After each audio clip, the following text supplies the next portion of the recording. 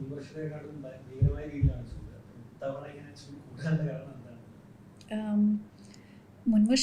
ഭീകരം എന്ന് പറഞ്ഞാൽ അത് ശരിയല്ല. കാരണം നമുക്ക് 2024 റെക്കോർഡ് ചെയ്തതിൽ ഏറ്റവും താപനില കൂടുതൽ ഉള്ള വർഷം. 2025 നമ്മുടെ സമ്മർ സീസൺ, അതായത് നമ്മളുടെ ഏപ്രിൽ മെയ് മാസങ്ങൾ, മാർച്ച് ഏപ്രിൽ മെയ് മാസങ്ങൾ അത്രയധികം താപനില ഉണ്ടായിരുന്നില്ല. അതുകൊണ്ടാണ് നമ്മുടെ ഇമ്മീഡിയറ്റ് മെമ്മറിയിൽ ഉള്ളതുകൊണ്ടാണ് നമുക്ക് മുൻവർഷത്തെക്കാളും എന്നുള്ളൊരു തോന്നൽ വരുന്നത്. ഈ വർഷം ചൂട് കൂടുതലാണ്. കാരണം വേനൽ മഴ നമ്മൾ പ്രതീക്ഷിച്ച അത്രയും, പ്രതീക്ഷിച്ചല്ല സാധാരണ നമുക്ക് കിട്ടുന്ന അത്രയും വേനൽ മഴ കിട്ടിയിട്ടില്ല. അപ്പോൾ നമ്മളുടെ ഒരു സീസണൽ ടോട്ടൽ എടുത്ത് നോക്കിയാലും, മഴ പെയ്ത ദിവസങ്ങളുടെ എണ്ണം നോക്കിയാലും, കിട്ടിയ സ്റ്റേഷനുകളുടെ എണ്ണം നോക്കിയാലും ഒക്കെ വളരെ കുറവാണ്. അപ്പോൾ ഈ ആകാശത്ത് മേഘങ്ങൾ വരിക എന്ന് പറഞ്ഞാൽ സൂര്യപ്രകാശം തടഞ്ഞു നിർത്താനുള്ള ഏറ്റവും വലിയൊരു ഉപാധി അതാണ്. അപ്പോൾ മേഘങ്ങളുടെ അഭാവമാണ് ശരിക്കും പറഞ്ഞാൽ ഈ വർഷത്തെ ചൂടിനുള്ള കാരണം എന്ന് പറയുന്നത്. അപ്പോൾ കുറേ ദിവസങ്ങൾ കൊണ്ട് നമ്മൾക്ക് കാര്യമായിട്ടുള്ള മഴ കിട്ടിയിട്ടില്ല എന്നുള്ളതുകൊണ്ട് ഇപ്പോൾ കുറേ ദിവസം ഇങ്ങനെ താപനില ഉയർന്നു നിൽക്കാനുള്ളൊരു കാരണമായത് അതുകൊണ്ടാണ്.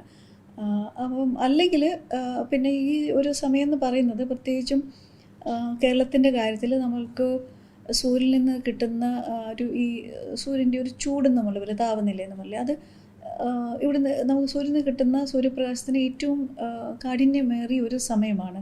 കേരളത്തിന് നേരെ മുകളിൽ സൂര്യൻ നിൽക്കുന്ന ഒരവസ്ഥ നമുക്ക് വേണമെങ്കിൽ പറയാം. അപ്പോൾ അതുകൊണ്ട് നമ്മളുടെ ഈ ഒരു സീസണൽ പാറ്റേൺ എടുത്താലും ഏറ്റവും കൂടുതൽ നമുക്ക് സൂര്യനിൽ നിന്ന് ചൂട് കിട്ടുന്ന ഒരു സമയം കൂടിയാണിത്. അപ്പോൾ ആ സമയത്ത് മഴയുടെ അഭാവം നമ്മൾ ഇതൊരു വല്ലാത്തൊരു അവസ്ഥയിലേക്ക് എത്തിച്ചിട്ടുണ്ട്. പിന്നെ ഒരു കാര്യം എടുത്ത് പറയാനുള്ളതെന്ന് വെച്ചാൽ നമ്മളുടെ ഈ രാവിലെ റെക്കോർഡ് ചെയ്യുന്ന മിനിമം ടെമ്പറേച്ചേഴ്സ് ഉണ്ടല്ലോ, ഏറ്റവും നമ്മൾ ദിവസത്തിൽ ഏറ്റവും കുറഞ്ഞ താപനില എന്ന് പറയുന്നത്, മിനിമം ടെമ്പറേച്ചറും ഇപ്പോൾ ശരാശരിയിൽ കൂടുതലാണ്.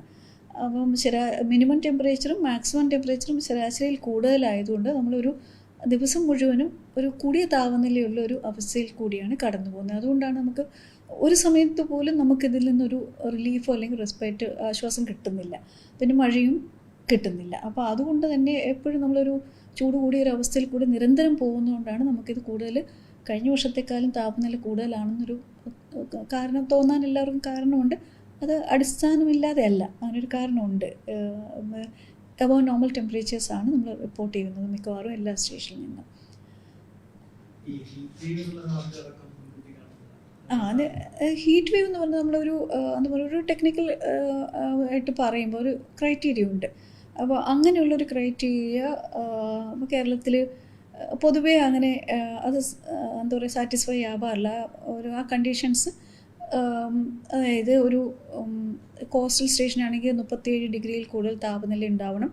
പിന്നെ അന്ന് രേഖപ്പെടുത്തിയ ഏറ്റവും കൂടിയ താപനില അതിൽ നമ്മുടെ ക്ലൈമറ്റോളജിക്കൽ നോർമൽ അല്ലെങ്കിൽ ശരാശരി വാല്യൂയിൽ നിന്ന് 4.5 ഡിഗ്രിയെങ്കിലും കൂടിയിരിക്കണം. അങ്ങനെ കേരളത്തിൽ 2 സ്റ്റേഷനെങ്കിലും ഈ 4.5 ഡിഗ്രിയിൽ കൂടുതലുണ്ടാവണം.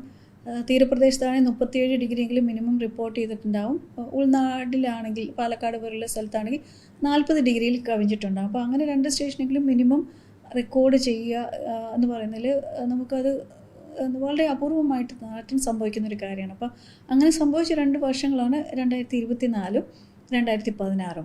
അപ്പോൾ ഈ 2 വർഷങ്ങളിൽ മാത്രമേ ഉള്ളൂ നമുക്ക് ഈ അടുത്ത ഹിസ്റ്ററിയിൽ ഹീറ്റ് വേവ് റിപ്പോർട്ട് ചെയ്തിട്ടുള്ളൂ. അപ്പോൾ അങ്ങനെയല്ലാതെ താപനില ഉയർന്നു തന്നെയാണ് ഇരിക്കുന്നത്, പക്ഷേ ഹീറ്റ് വേവ് എത്തുന്നുമില്ല. അപ്പോൾ അങ്ങനെയുള്ളൊരു സിറ്റുവേഷനിൽ നമ്മളുടെ ഉയർന്ന ആർദ്രതയും കൂടി കണക്കിലെടുക്കുമ്പോൾ നമുക്ക് ശരിക്കും ഇത് വളരെ അസ്വസ്ഥത ഉണ്ടാക്കുന്ന ഒരു സാഹചര്യമാണ്. അപ്പോൾ ആ ഒരു സാഹചര്യത്തെ നമുക്ക് മുന്നറിയിപ്പ് കൊടുക്കാൻ വേണ്ടിയിട്ടാണ് നമ്മൾ ഇപ്പോഴുള്ള ഈ ഹീറ്റ് അലേർട്ട് എന്നുള്ള ഹോട്ട് ആൻഡ് ഹ്യൂമിഡ് കണ്ടീഷൻസിലുള്ള യെല്ലോ അലേർട്ട് നമ്മൾ ഇഷ്യൂ ചെയ്യുന്നത് അതുകൊണ്ടാണ്. അപ്പോൾ കേരളത്തിൽ ഹീറ്റ് വേവ് ഉണ്ടാകുമെന്ന് പറയും ആദ്യം പറഞ്ഞാൽ വളരെ അപൂർവമായിട്ടും സംഭവിക്കുന്നതാണ്. പക്ഷേ എന്ന് വിചാരിച്ച് നമ്മുടെ താപനില ഉയർന്നു തന്നെ ഇരിക്കുന്നു. അപ്പോൾ ആ ഒരു കണ്ടീഷൻ ആളുകൾക്ക് അസ്വസ്ഥത ഉണ്ടാകുന്നു. അപ്പോൾ അതിനെതിരെ നമുക്കൊരു മുന്നൊരുക്കങ്ങൾ നടത്തേണ്ടതുണ്ട്, ആളുകൾക്ക് പ്രിപ്പയർഡ് ആയിരിക്കേണ്ടതുണ്ട്. അപ്പോൾ അവരെ ഈ കാര്യം അറിയിക്കേണ്ടതുണ്ട്. അതുകൊണ്ടാണ് നമ്മൾ ഈ hot and humid warning for hot and humid conditions എന്നുള്ളൊരു പ്രത്യേക കാറ്റഗറി കേരളം ഉൾപ്പെടെയുള്ള കോസ്റ്റൽ സ്റ്റേറ്റുകൾക്ക്, കോസ്റ്റൽ റീജിയനുകൾക്ക് കൊടുക്കുന്നത്.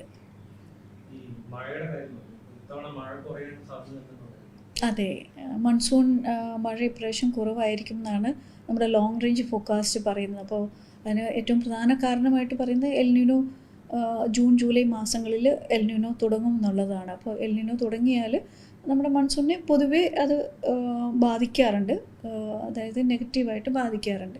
പിന്നെ അക്കൂട്ടത്തിൽ ഒരു പോസിറ്റീവ് ഫാക്ടർ എന്ന് പറഞ്ഞത് ഇന്ത്യൻ ഓഷ്യൻ ഡൈപോൾ എന്ന് പറഞ്ഞ വേറൊരു എന്താ പറയുക ഒരു ഫിനോമിന എന്ന് പറയാം. അതും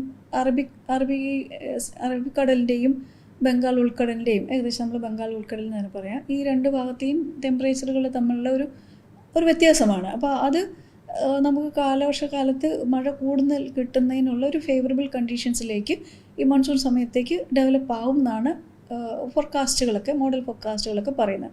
അപ്പോൾ ഒരു പരിധിവരെ എൽനിനോയുടെ ദോഷം ഇത് കൗണ്ടറാക്ട് ചെയ്ത് കളയാനും ഒരു സാധ്യതയുണ്ട്. എന്നിരുന്നാലും ഇന്ത്യയിൽ മിക്കവാറും എല്ലാ പ്രദേശങ്ങളിലും ഈ വർഷം മൺസൂൺ പതിവിലും കുറവായിരിക്കും കാലവർഷക്കാലത്ത് മഴ കിട്ടുക എന്നുള്ളതാണ് IMDയുടെ പ്രാഥമികമായിട്ടുള്ള ഫോർകാസ്റ്റിൽ പറയുന്നത്. ഉണ്ട്. അപ്പം നമ്മളുടെ സമ്മർ സീസണിൻ്റെ പീക്ക് ഇതാണ്.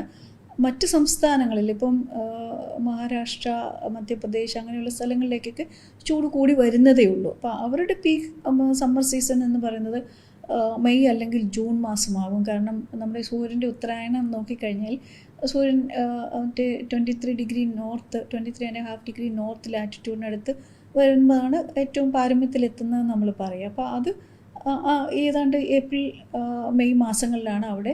പിന്നെ മൺസൂൺ എത്താൻ വൈകുന്നതുകൊണ്ട് അവിടെ മൺസൂൺ വളരെ വൈകിയാണല്ലോ എത്തുന്നത്. അപ്പോൾ മൺസൂൺ എത്തുന്നതിന് മുൻപും അവരുടെ ആ ഒരു പീക്ക് സമ്മർ പലപ്പോഴും ജൂൺ മാസങ്ങളിലും ഈ പറയുന്ന വടക്കേ ഇന്ത്യൻ സംസ്ഥാനങ്ങളിൽ ഹീറ്റ് വേവ് റിപ്പോർട്ട് ചെയ്യാറുണ്ട്. അപ്പോൾ അവരെ സംബന്ധിച്ചിടത്തോളം സമ്മർ ഏകദേശം തുടങ്ങിയിട്ടേ ഉള്ളൂ. നമ്മളുടെ ഒരു പീക്ക് ടൈമിലാണ്, നമ്മൾ ഏറ്റവും പാരമ്യത്തിലാണ് നിൽക്കുന്നത്.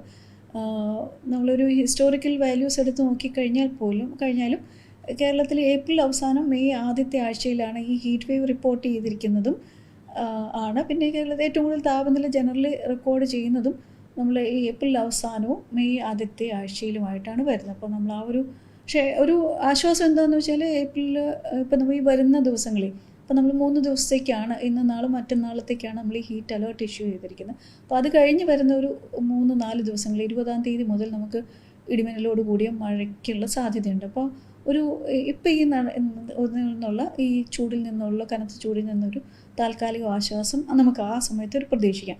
അപ്പോൾ അതിനുശേഷം വരുന്ന ആഴ്ചയിൽ അതിൻ്റെ ഒരു ഇഫക്റ്റ് കണ്ടിന്യൂ ചെയ്യുവാണെങ്കിൽ നമുക്ക് ഈ പറയുന്ന അപകടകരമായൊരു അവസ്ഥയിലേക്ക് ഇനി പോകില്ല എന്ന് തന്നെ നമുക്ക് ഉറപ്പിക്കാം.